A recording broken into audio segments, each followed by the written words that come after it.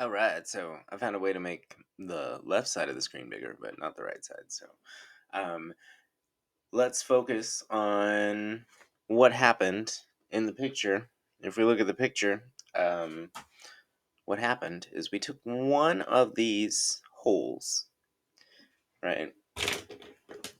One of those holes, and then basically split it into 10 tenths, right?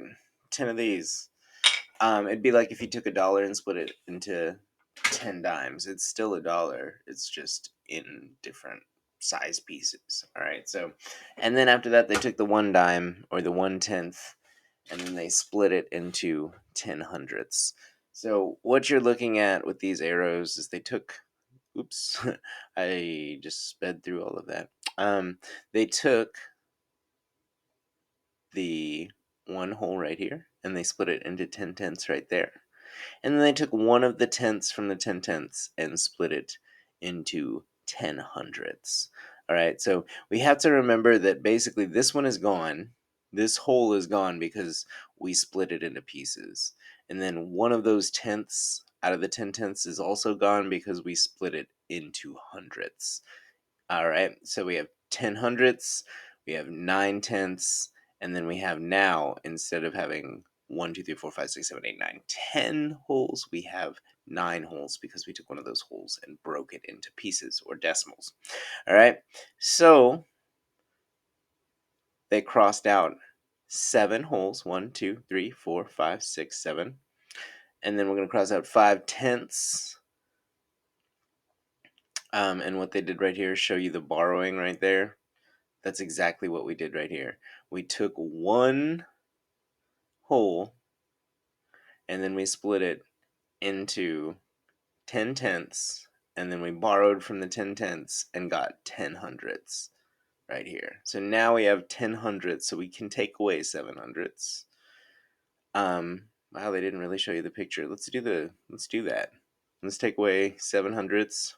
There's 1, 2, 3, 4, 5, 6, 7.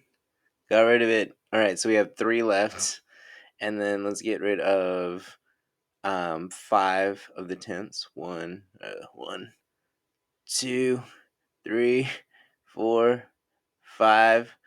Okay, I think that looks more like 4. Maybe that's why they didn't do it. There we go. So we have 4 tenths left over, and then we have 2 holes. So here is our 2 holes right here. Why was I using my mouse? Maybe I can use my pen. Maybe that would work. Aha! Boom, boom, boom, boom, boom, boom. All right, so yeah, we have 2 holes left over, and then we have 4 tenths sitting left over, and then we have 3 hundredths left over. 2 holes, 4 tenths, 3 hundredths. That's why our answer is 2 and 43 hundredths. As you notice, they did stack the decimal points. They lined them up, they lined up the place values, and then they just subtracted like normal and dropped that decimal point like it's hot. So let's take a look at the next section. If I can erase what's on there. There we go. All right. And the next one. Ooh, they're getting fancy. They're giving us thousandths. All right. So it looks like we have 2 parts. Actually, this is just going to be easier to watch this part of the screen because now I have my handy dandy pen thing. All right, so we have 2 parts. Here's one part. Here's one part. Here is our whole. All right. We do not know what our whole is. We do know what one part is. Part, let's just call it A. And we do know what the other part is, part B. So if I wanted to know what the whole part was, all I have to do is add those 2 things together. All right, let me shrink this down. And just show you over here, what I could do is take those numbers, 5 and 92 thousandths, right?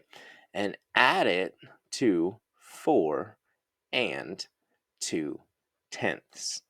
All right. So this would be our problem. According to our notes from this week, before the next video starts, I want you to think about what we could do to make this problem easier to look at.